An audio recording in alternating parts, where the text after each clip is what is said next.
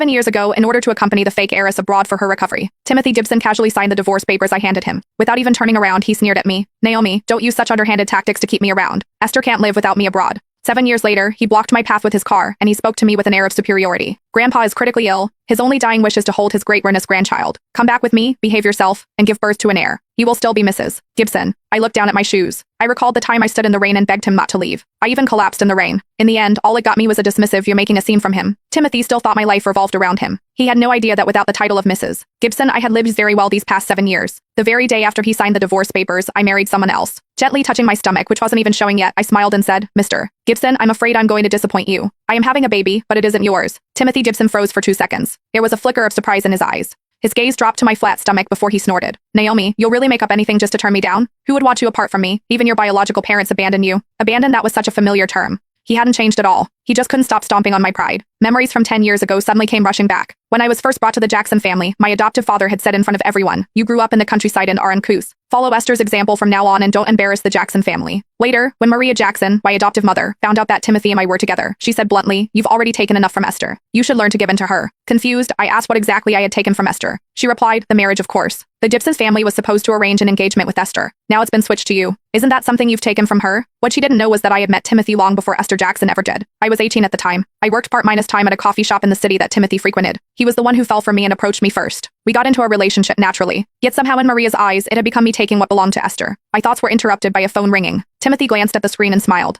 He deliberately put the call on speakerphone. Maria's voice came through the phone. She sounded somewhat demanding. "Timothy, have you found that ungrateful girl yet? Bring her back immediately. Esther just returned to the country. She wants that specialty cake from the bakery back in our old hometown. Pick one up on your way back." Timothy answered with a simple "okay." After hanging up, he turned to face me. "You heard her, didn't you? Go back, apologize, and give birth to a Gibson heir. You'll still be Mrs. Gibson, and you'll still be the rightful heiress of the Jackson family." He made those two things sound like something I should be immensely grateful for. I looked at him and suddenly found the whole thing amusing. "Mr. Gibson, I'm married. I married someone else the day after our divorce 7 years ago." I reached into my purse, pulled out an ultrasound report, and tossed it through his open car window. "For the past 7 years, I've had nothing to do with the Jackson family. I have no obligation to give you an heir. Don't come looking for me again." After saying that, I turned around and walked away. There was silence behind me for a few seconds. Then came the sound of a car door opening. "Naomi," I could hear Timothy running after me. He sounded a little irritated. I didn't look back. Instead, I quickened my pace and turned into a nearby alley. His footsteps faded behind me. I knew his temper well. He had always been too proud to chase someone down the street. A few seconds later, his phone rang again. Esther's weak, delicate voice came through. "Timothy, my chest hurts. Can you come back soon?" Timothy was silent for 2 seconds.